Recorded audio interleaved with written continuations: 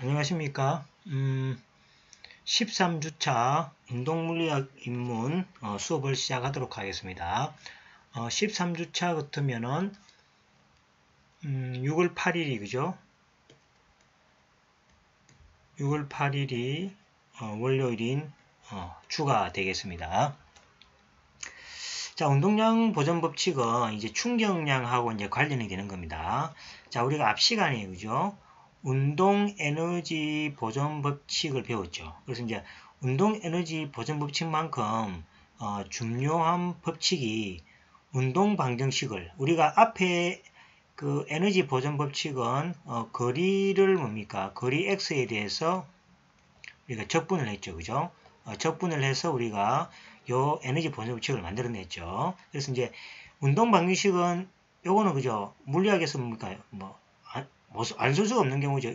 지금 운동 물리학 같은 운동에서는 항상 요 식을 가지고 수식을 유도한다 생각하시면 됩니다. 그래서 운동 방식을 이번에는 그죠? 시각 t에 대해서 적분하면은 운동량 보존 법칙을 하나 이렇게 얻을 수가 있게 되겠습니다. 그래서 앞 시간에 거리 x에 대해서 적분에 비해서 이번에 그죠? 시간에 대해서 한번 적분해서 그 식의 의미를 한번 분석해 보도록 하겠습니다.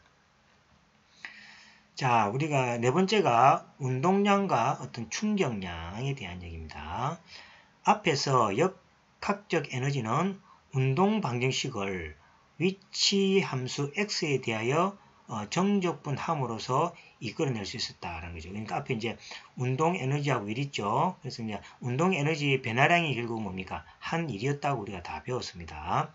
자, 이번에는 이 운동 방정식을 시간 t에 대해서 한번 정적분해 보도록 하겠습니다. 자, 그러면 운동 방식이 하나 이렇게 주어집니다. 자, FA는 F는 MA죠. 2차원 운동인 경우는 이렇게 그죠? 요건데 주로 요 A하고 가속도하고 힘은 그죠? 벡터라 그랬습니다. 그래서 이제 위를 빼더라도 그죠? 생략됐다 생각하시면 되고 일반적으로는 그죠? 벡터니까 붙여야 됩니다. 자, 그러면 이거를 뭡니까? 시간이 T1, T2. 그러니까 시간의 변화라는 건 시간이 T1에서 T2에 변화됐을 때에 요거의 변화량을 이야기하는 거죠. 자, 그래서 F는 MA에다가 자, 시간에 대한 적분이니까 적분 변수가 T가 되겠죠. 자, 그 다음에 F를 뭡니까? DT에 대해서 적분합니다. 자, 그럼 요 계산은 이제 자, 우리가 앞 시간에 배웠죠. 평면 좌표에서의 어떤 운동은 뭡니까? 각 차원 있죠. X축 1차원, Y축 1차원의 운동에 대해서 순서상으로 표시한다 그랬죠. 그죠? 그러니까 2차원 운동, 만약에 3차원 운동 같은 뭐가 됩니까?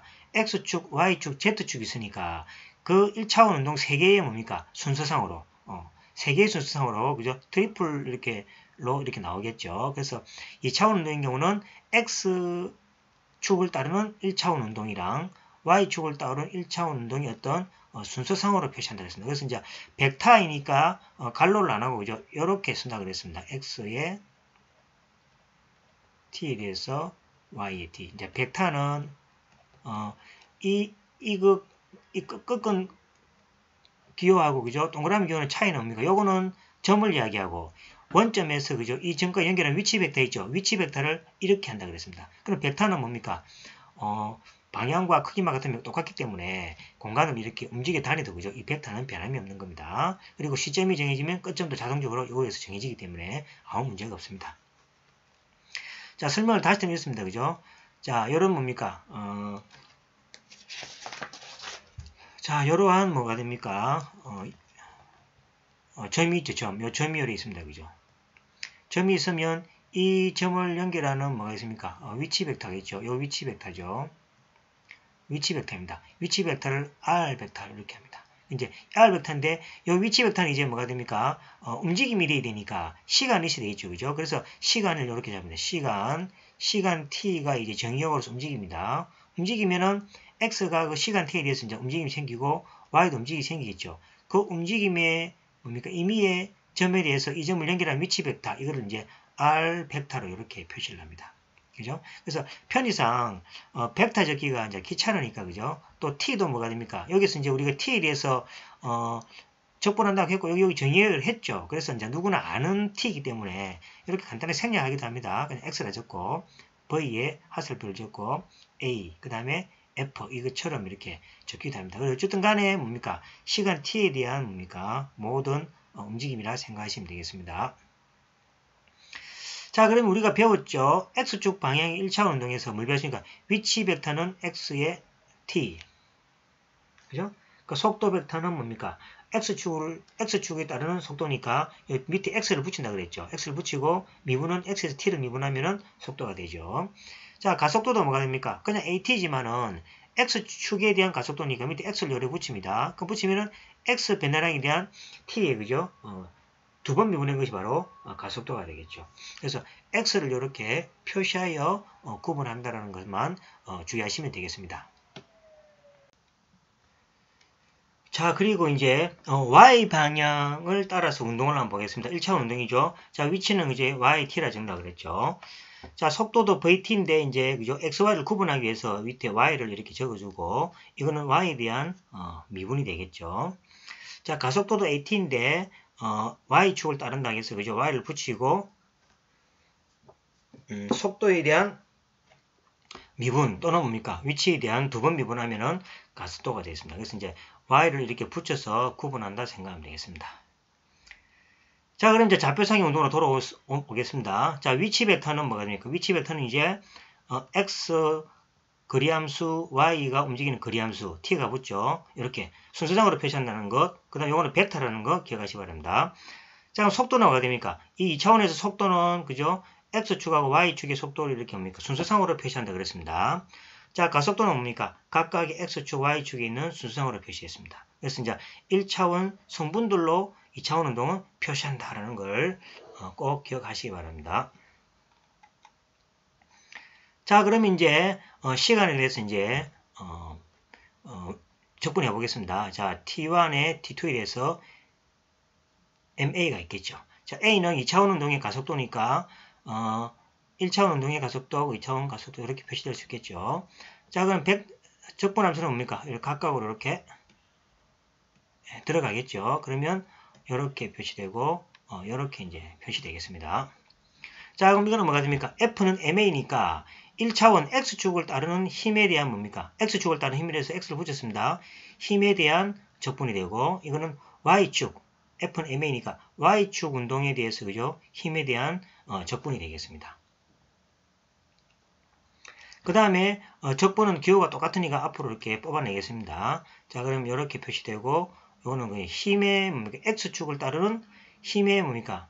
Y축을 따르는 힘 벡터에 대해서 그죠? 순수상으로 표시되면 이건 2차원상에서의 힘이 되겠습니다. 그래서 2차원상의 힘은 뭡니까?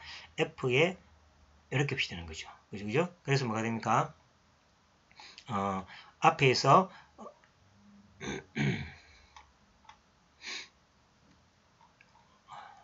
여기 있죠, 그죠? 이 좌변.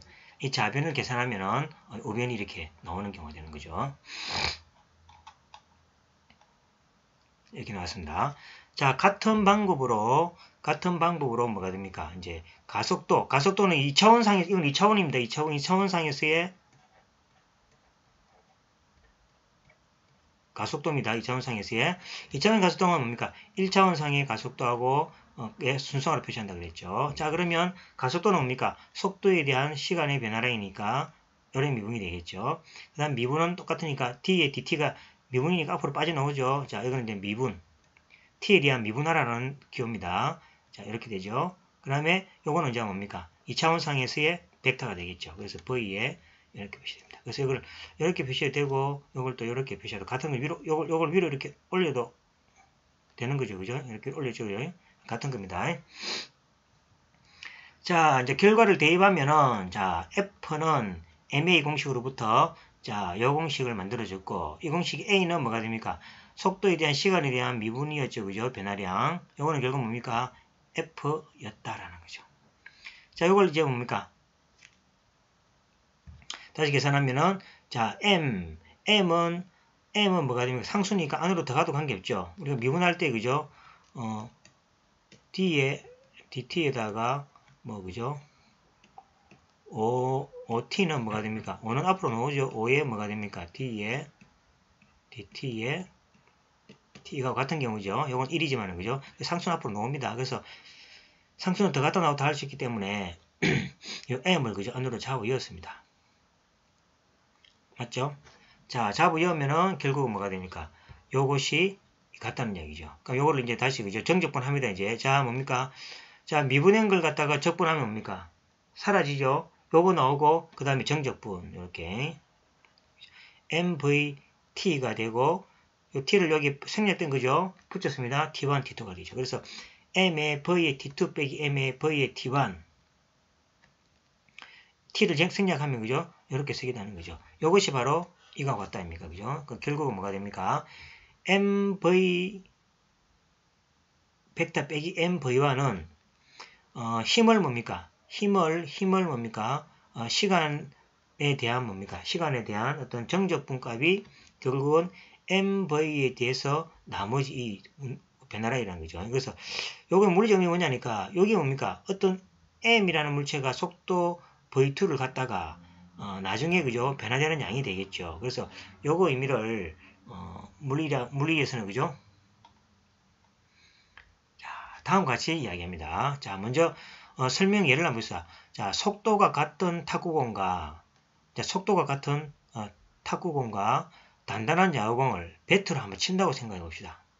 배트로 친다는 이야기는 힘을 가하는 거죠. 배트를 탁 친다는 이야기는 그죠? 힘을 가하는 경우 F를 힘이라고 합니다.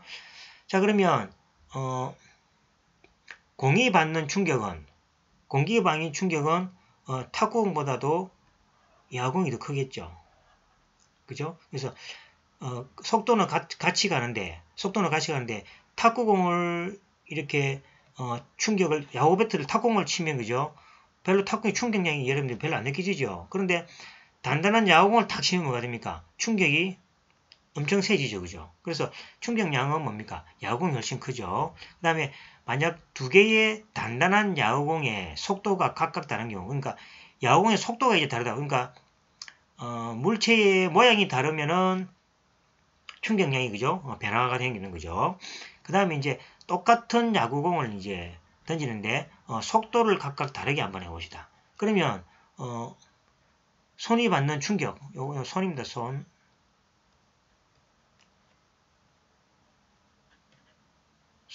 손이 받는 충격은 빠른 야구공이 훨씬 크겠죠. 그래서 투수가 공을 던진다 아닙니까? 그죠? 그러면 저속으로 던지는 공은 뭡니까? 딱 쳤을 때 그죠? 손에 받는 충격은 작겠죠. 근데 강속구 투수가 던지면은 손에 받는 충격이 훨씬 크겠죠. 그죠? 그죠? 이제 이렇게 이제 분석하는 겁니다. 그래서 속도가 다르면은 그 뭡니까? 받는 충격량의 차이가 있다는 거예요. 그래서 이제 속도가 그 양에 따라서 그 차이가 있다는 거죠. 자, 그래서 다음으로 속도가 같은 야구공 이제. 그 다음에 이제 속도가 같은 우리가 한 세 가지를 들었죠. 속도가 같은데 탁구공, 야구공이 있고 그 다음에 같은 야구공인데 속도가 다른 경우 그 다음에 속도가 그죠? 같은 야구공을 쳐냈을 때 F 힘으로 쳐낸다는 힘입니다.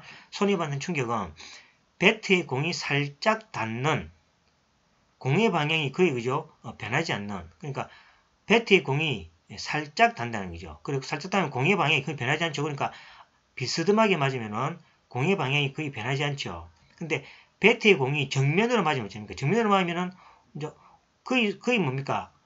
거의 뭐랍니까? 어느 방향이죠? 수직이 아니고 거의 몇 도입니까? 180도 그죠? 거의 180도 방향으로 그죠? 빠져나와 버려요. 그래서 배트의 공이 정면으로 닿는 그러면 공의 방향은 110도 가깝게 변해버리죠. 그래서 만약에 배트가 요래 있으면 그죠? 공이 뭡니까? 정면으로 딱 맞으면 그대로 이렇게 튕겨나가겠죠. 그죠? 근데 배트에 뭡니까? 빗 맞으면 뭡니까? 이렇게 나가겠죠. 그죠? 그래서 배트에 빗 맞으면은 우리가 파울로 주로 많이 나오고 정면으로 맞으면 홈런될 가능성이 높죠. 그죠? 그래서 배트 손에 받는 충격은 어쨌든 간에 그죠? 공에 살짝 맞으면 좀 충격이 덜하고 정면으로 맞으면 배트가 이렇게 커지는 거죠. 그래서 이제 이 예를 가지고 이제 아까 우리가 만들어낸 공식이 있죠. 그걸 이제 분석합니다. 이 예로부터 운동의 충격량, 즉 충격의 크기는 질량과 뭡니까? 속도의 방향이 관계한다는 것을 알 수 있다는 거죠. 그러니까 질량의 충격량은 질량이 크냐 작으냐에 그 다음에 속도와 방향 속도가 뭡니까? 크냐 작으냐 그 다음에 방향이 뭡니까? 어떠냐는 거죠. 그 세 가지 요소죠. 그러니까 질량이 크면 클수록 충격량이 크고 속도가 크면은 뭡니까? 충격량이 크고 방향이 정확하게 맞으면 또 충격량이 이제 크다는 거죠. 그래서 이제 요 세 개의 관계라는 걸 알 수 있다는 거죠. 자, 그래서 운동적인 물체의 격렬함, 즉 기세를 나타내는 물리량을 표시하는 벡터량을 MV라고 읽었다고 그죠? 운동량이라 그럽니다. 앞에 말한 운동 에너지하고 에너지는 2분의 1 MV의 제곱이 있죠.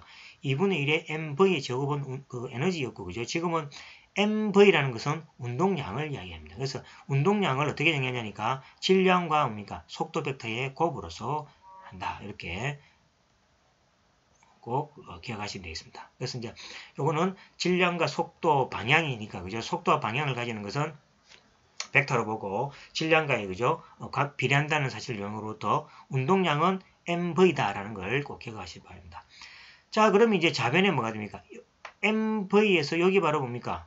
운동량이죠. 그러면 MV2하고 1은 뭡니까? 이 시간을 요걸 T2라고 보고 T1이라고 보면은 시간이 나중에 있을 때 운동량하고 처음 있을 때 운동량이죠. 그러면 빼면 이 운동량이 변화량이 되겠죠. 그래서 MV 벡터 빼기 MV는 운동량 벡터의 뭡니까? 변화량이라고 이렇게 이제 분석을. 그러니까 결국 우리가 앞에서 구했던 MV는 그죠? 운동량의 변화량인 거죠.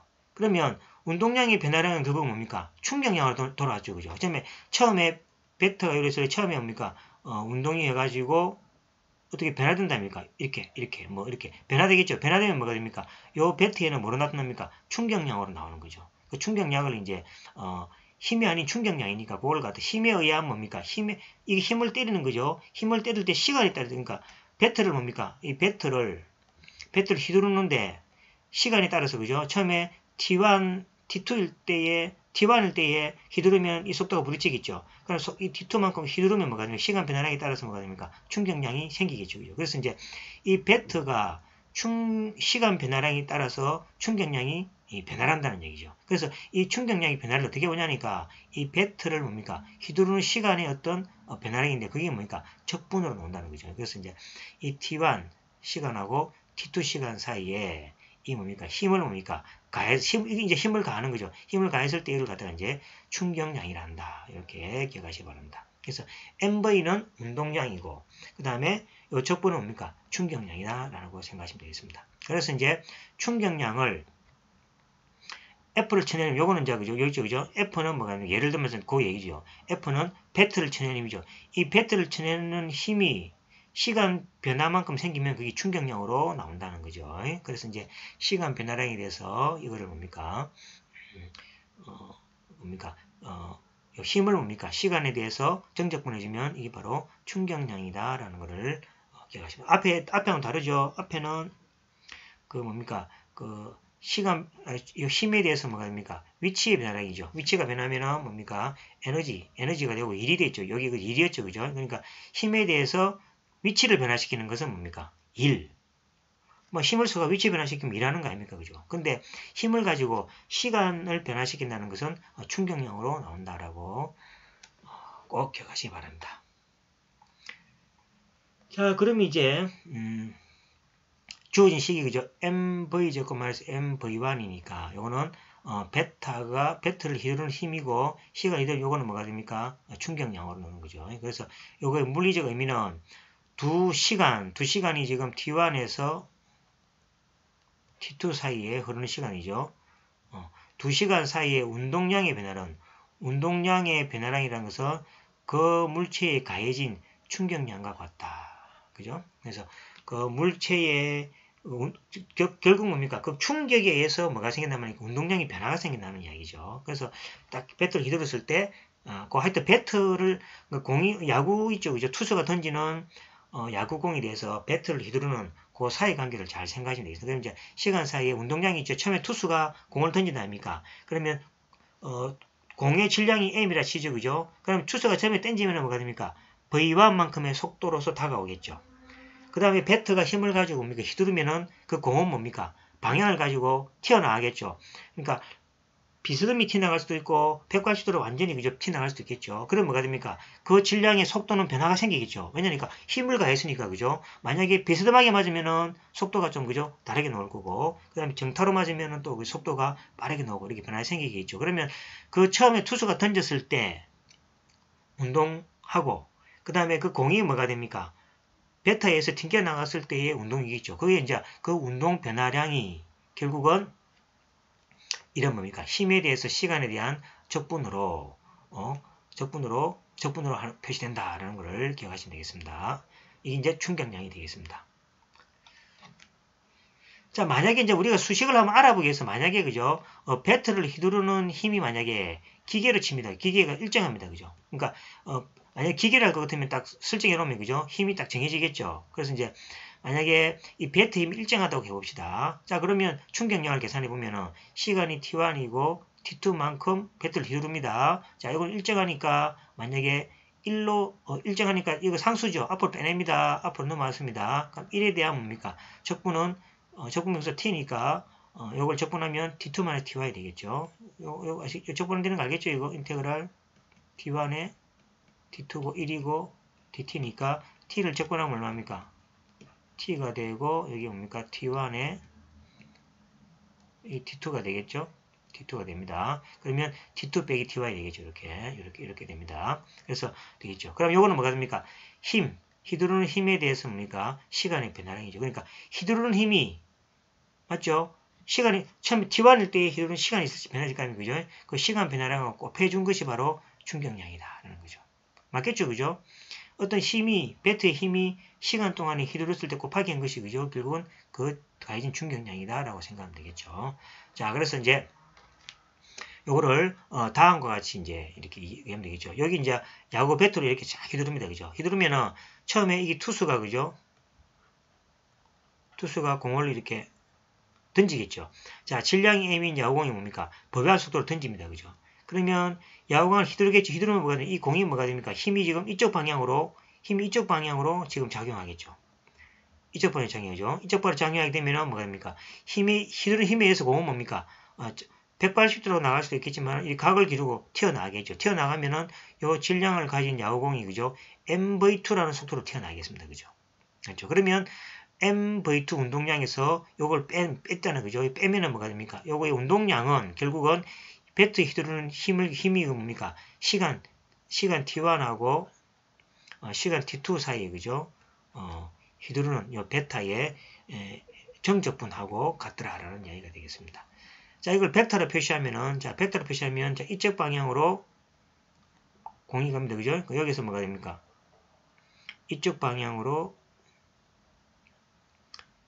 운동량이 갑니다. 그러면 이렇게 나가는 거죠. 그러면 뭐가 됩니까? 요건 요렇게 오고 요렇게 나가죠. 요렇게. 그래서 요 방향에 대해서 요 어떤 방향이 있을 때 그죠? 여기 mv1 벡터가 되는 거죠. 그러니까 벡터는 크기하고 방향만 같으니까 요 벡터를 이렇게 옮긴 겁니다. 요 벡터를 뭡니까? 평행이동하여 요 벡터 평행이동하여 이렇게 가온 거죠. 그죠? 가온 거고 그다음 이 벡터를 평행이동해서 이렇게 가온 겁니다. 이렇게 가온 거죠. 그럼 이 벡터는 뭐가 됩니까? 평행이동을 가져가면은 여기 되겠죠. 그죠? 그래서 이제 여기 바로 뭐가 됩니까? 여기 벡터가 요렇게 움직일 때 요 벡터가 바로 뭡니까? 요 벡터가 여기 바로 뭡니까? 충격량이라는 거죠. 여기 바로 충격량이 되겠습니다. 그죠? 이렇게 이제 벡터로 이제 표시되는 형태가 되겠습니다. 자, 그래서 이제 여러분들은 이제 뭡니까? 그죠? 운동 방정식을 거리에 대해서 정적분하면은 그게 뭡니까? 에너지. 그죠? 에너지, 그죠? 그 다음 에너지와 뭐가 됩니까? 일이 나왔죠. 일이 나왔고, 운동 방정식을 뭐에 대해서 적분하면, 시간에 대해서 적분하면은 뭐가 됩니까? 운동 에너지하고, 운동량하고 뭐가 됩니까? 충격량이 나오더라. 그죠? 그것만 기억하시면 되겠죠. 그럼 마음대로 수식을 이렇게, 그죠? 유도할 수가 있게 되겠습니다. 자, 그래서 이제, 기본적으로, 그죠? 이걸 했고, 그 다음에 이제 우리 앞에서 에너지 보존 법칙이 있었죠. 그러니까 시간이 t1 있을 때에 어떤 합산이 그죠? 에너지가 보존되듯이 시간 t2가 되더라도 에너지가 보존되죠. 그러니까 에너지는 뭡니까? 시간이 변하더라도 그 뭡니까? 서로 상쇄되고 이렇게 서로 그죠? 위치하는 형태는 달라도 전체 에너지는 보존이 됐다 입니까? 그죠? 운동도 마찬가지. 운동도 뭡니까? 시간 t1에서의 어떤 어떤 그 에너지하고 운동 방식하고 그죠? 틱이 나왔을 때 이것도 그죠? 보존되더라라는 것이 중요하게 되겠죠. 그래서 이제 다섯 번째로 운동량 보존의 법칙에 대해서 설명하도록 하겠습니다. 자, 운동량 보존 법칙은 질량이 m인 물체하고 질량이 라지 m인 물체의 상호작용을 한번 생각합시다. 그죠? 요 상태를 뭡니까? 시간이 t1이라 생각하면 되겠죠. 요 상태는 시간이 흐르고 난 뒤 충격 후입니다. 그죠? 그래서 이제 두 개의 물체가 아직 충격 전입니다. 충격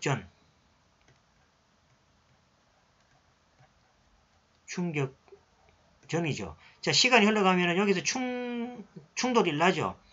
충돌이 일어난 다음에 다시 시간이 지나면 이제 뭡니까? 충격 후가 되는 거예요. 이거는 튕김이죠. 충격 후. 충격 후입니다. 자, 그러면은 운동량입니까? 여기에서의 운동량이 그죠? 다르겠습니까? 같겠습니까? 운동량은 요 두 개 충격에 의해서 적당하게 뭡니까? 요 운동량 어떤 뭐 힘들이 이렇게 그죠?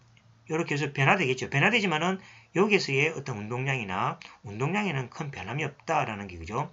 운동량 보존 법칙입니다. 그래서 여기에 어떤 물체가 충격 전의 시간을 t1이라고 그죠? 자, 충격 후에 어떤 시간을 우리가 t2라고 이렇게 합시다. 자, 물체가 시간이 지나면서 접근하죠. 접근하면서 이제 부딪히겠죠. 부딪히면은 이게 서로에게 뭡니까? 받는 힘이 있겠죠. 우리가 상호작용에서 그죠? 요거에 뭡니까? 힘을 받게 되고 요거는 또 힘을 좀 받게 되죠. 충격이 일어납니다. 네, 충격이 일어나고 그 다음에 뭐 적당한 방향으로 또 튕겨 나가겠죠. 자, 그래서 이걸 설명하면은 질량이 m이고 m인 두 물체가 각각 속도 스몰 v1하고 라지 v1으로 접근하여 시간 t1과 t2까지 상호작용했다고 가정하자. 자, 이거는 뭡니까? m에 대한 물체인데 m에 대한 힘은 질량 m인 물체가 질량 m으로부터 받는 힘입니다. 그래서 이제 어떤 질량이 m인 물체가 충돌을 일어나니까 그죠? 어떤 힘을 받겠죠. 힘을 받을 거 아닙니까? 그죠? 그 받는 힘을 누구로 받습니까? 라지 m으로 받을 거 아닙니까? 그것을 뭡니까? 라지 f의 m이라고 붙입니다. 그 다음에 스몰 m은 뭐가 됩니까? 그 라지 m도 충격을 당했으니까 스몰 m으로부터 힘을 받겠죠. m으로부터 힘을 받겠죠. 그걸 뭡니까? m입니다. 그래서 여기 하면 되죠. 요 밑에 스몰은 라지 m으로부터 받는 힘, 스몰 m은 스몰 m으로 받는 힘, 이렇게 생각하면 되겠죠. 그러면 작용과 반작용에서 뭡니까? 두 개는 뭡니까? 같은 힘을 받지만은 방향만 반대가 되는 걸 알고 있죠. 그래서 m으로 받는 거와 m으로 받는 것은 서로 같은 힘을 받고 방향은 반대다라는 거 앞에서 배웠습니다. 그러면 이제 앞에 공식을 읽으려고 합니다. 앞에 공식. 앞에 금방 유도형 공식 있죠. 운동량의 변화는 뭡니까? 충격량이라는 걸 이용해서 질량 m이 물체인데 질량 m이 물체에 대해서 자, 첫 번째로 질량 m이 물체에 대해서 한번 보면은 mv2하고 mv1은 인테그랄 t1, t2에 의해서 m이 되겠죠. 그래서 m이 물체에 대해서는 m이 물체가 뭐가 됩니까? 질량 m으로 받는 힘이 이렇게 받는 거죠. 그쵸? 요거는 어디에 작용된 겁니까? M에 작용된 겁니다. M에 작용 맞죠? M에다가 여기 M에 작용 받은 것들이죠. 그래서 이제 M에 대해서는 이런 변화가 생기는 거죠. 그 다음에 질량 M에 대해서는 뭐가 됩니까? 이렇게 라지 MV에 대해서 여기 되겠습니다. 자, 요 기호는 뭐가 됩니까? 라지 M이 받는 겁니다. 그죠? 맞죠? 우수 정의됐다면 그죠? 요거는 질량 M으로 받으니까 누가 받은 겁니까? M이 받은 거고 요거는 뭡니까? 라지 m이 받은 겁니다. 그래서 부호 헷갈리지 않게끔 적이네요. 그러면 뭐가 됩니까? 각각에 대해서 받은 데에서 이제 더하기를 이렇게 해줍니다. 자, 그래서 이제 각각에 대해서 더하기를 해줍니다. 자, 그러면 뭐가 됩니까? 더하기를 해주면은 자, 요거 더하기 여기 되고 자, 그 다음에 여기 되죠. 자, 그런데 자, 요거 두 개 관계가 이렇게 되죠. 크기는 같은데 방향만 반대이죠. 서로 우리가 작용과 반작용 법칙할 때 우리가 배웠습니다. 그래서 요 자리에다가 저거를 라지 m으로 이렇게 대입을 하게 됩니다. 대입을 하면 이거 적분 공식에 정적분식 있죠. 요거는 각각에 이렇게 묶어주면은 그죠. 묶어주면은 요거 두 개가 같아지는 거죠. 그래서 이거는 제로가 되겠습니다. 자, 그래서 어떤 식이 나옵니까? 요걸 넘겨주면은 자, 요걸 넘겨주는 게 아니고 시간에 대해서 이제 우리가 지금 원하는 것은 t1 시간에서의 운동량하고 t2에서 때의 변화를 봐야 되죠. 그래서 이제 t1이니까 y1끼리 묶어야 되겠죠. 그래서 이제 y1끼리 묶어주면은 mv1에다가 mv 이렇게 되는 거죠. 그죠? 그러면 t1에서의 뭐가 됩니까? m공하고 라지 m공에 대해서 그죠? 운동량이 되겠죠. 전체 운동량이 되겠죠. 그 다음에 이제 시간이 여기 이제 t1이죠. 시간이 t2만큼 흘렀습니다. 충격 후에 뭡니까? 충격 후에 mv2에 대해서 mv2는 뭡니까? 같다는 얘기죠. 그래서 요거에서 운동의 모든 합이죠. 여기 운동하고 운동. 그러니까 스몰 m에 대해서 운동이랑 라지 m에 대해서 운동이랑 더한 것이랑 그 다음에 한 것이랑 같게 되죠. 그러니까 처음에 운동량이 같습니다. 그죠? 그러면 충격 후에 뭐가 됩니까? 충격 후도 이 운동량을 서로 주고받았죠. 주고받았지만은 이거하고 이거 사이는 좀 변할 수 있지만은 그죠? 전체 운동량은 변함이 없다라는 거죠. 그래서 이제 이 수식이 바로 의미하는 게 바로 그겁니다. 두 물체 의미는 두 물체 사이에 작용하는 힘이 오로지 상호작용일 때 전체 운동량은 보존된다라는 것이 요 식으로부터 알 수 있는 거죠. 그래서 이것을 운동량 보존 법칙이라 한다. 이렇게 생각하시면 되겠습니다. 자, 두 물체 사이에 상호작용만이 작용할 때라는 말은 구체적으로 세 개 중 한 개인 경우입니다. 이제 충돌이 났거나 또는 뭡니까? 분리를 했거나 결합했거나 그죠? 처음에는 나오죠. 그래서 충돌이 나고 다시 분리가 되고 결합하게 되겠죠. 이제 요겁니다. 그래서 이제 상호작용을 일단 말은 요 세 개만 생각하시면 되겠습니다. 자, 그래서 이제 공식을 정리하겠습니다. 운동량 보존 법칙이란 뭡니까? 운동 방정식을 뭡니까? 시간에 대해서 정적분한 결과로서 다음과 같다는 이야기죠. 자, 여기 운동량이죠. 그래서 처음에 공이죠. 속도하고 공의 처음에 요거하고 요거에서 그죠? 전체 운동량은 시간 후에 나중에 충돌 후에 그죠? 운동량도 똑같더라라는 게 바로 그죠? 운동량 보존 법칙이 되겠습니다. 자, 그래서 이제 여기까지 해가지고 우리가 이제 7장의 내용이 이제 다 끝났습니다. 여기 이제 우리가 7장 내용이 끝났습니다. 그죠? 그래서 14주차가 이제 마무리인데 마무리 이제 우리가 8장에서는 이제 그 미분 방식이죠. 아주 간단한 미분 방정식을 활용해서 그죠?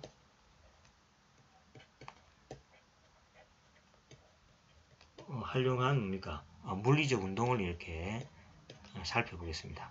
살펴보는데 자, 이제 시험 여러분들 시험에 대해서 이제 그죠? 보시면 여러분들 아마 15주에 그죠? 여러분들이 6월 25일이죠. 6월 25일에 월화수 목이죠. 목요일 날에 5륙교시입니다. 그죠?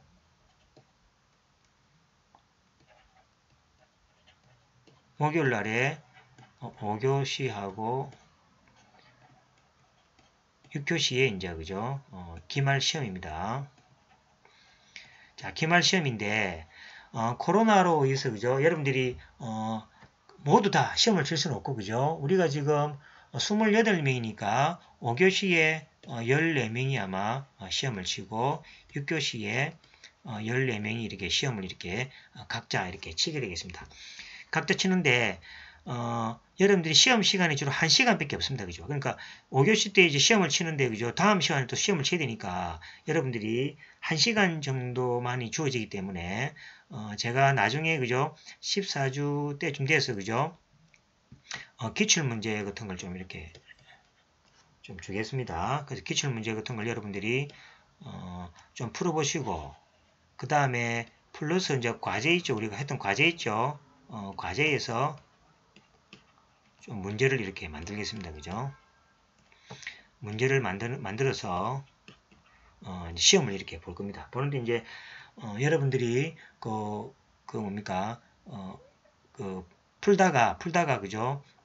좀 뭡니까 어렵고 모르는 문제들 있죠. 그거는 이제 좀 넘겨 가지고 가능하면 그죠? 아는 문제를 다 풀어서 좀 이렇게 할 수 있도록 그렇게 연습을 좀 해야 되겠습니다. 그래서 시간을 이렇게 우리가 물리니까 이렇게 좀 풀 수 있는 시간이 그죠? 많이 사실은 많이 걸리죠. 그죠? 수시도 나오고 또 생각할 것도 많기 때문에 그죠? 근데 이제 이번에는 이제 특별하게 그게 좀 어려우니까 문제 문항도 조금 그죠 뭐 작게 내든지 또 쉽게 내서 해가지고 1시간 가량에 칠 수 있도록 이렇게 제가 그죠 문제를 내겠습니다. 내고 이제 여러분들 과제하고 그다음에 이때 배웠던 내용들 있죠. 그런 이제 형태를 여러분들이 다시 복습을 하시면 되겠고 그 다음에 노트 제출이 그죠 13주차 이제 오늘 13주 요 때문에 그죠 13주차에 아마 그죠 강의 노트를 이렇게 강의 노트를 여러분들이 그죠 하셔가지고 시험 때 있잖아요. 그죠?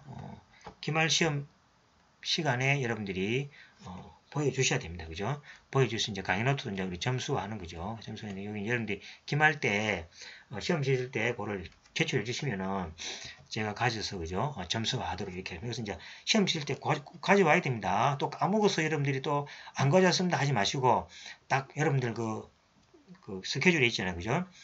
기말 시험 칠 때 강의 노트 제출 이렇게 꼭 적어 놓으시기 바랍니다. 그죠? 적어 놓으시면 그렇게 되겠습니다. 자, 그러면 뭐 특히 요거 위에도 궁금한 게 있으면 그죠? 이메일이나 또 문자를 보내주시면은 제가 또 그죠? 답해 주도록 하겠습니다. 그래서 이제 14주차 이제 마지막 이제 한 주 강의가 남았고 이제 요건 1교시니까 다음 2교시 남았죠. 그죠? 그래서 요 2교시 때 그죠? 2교시 때 그죠? 다음 교시죠. 거기서 이제 8장을 하고 그 다음에 14주 때에 나머지 좀 하고 이제 시간이 남으면은 이제 시험 관련해서 요 14주에 그죠? 진도 플러스 시험 관련 이야기를 해서 이렇게 14주차를 마무리 짓도록 이렇게 하겠습니다. 자, 그러면 1교시 수업 마치고 다음 2교시 때 바로 또 뵙도록 하겠습니다. 수고하셨습니다.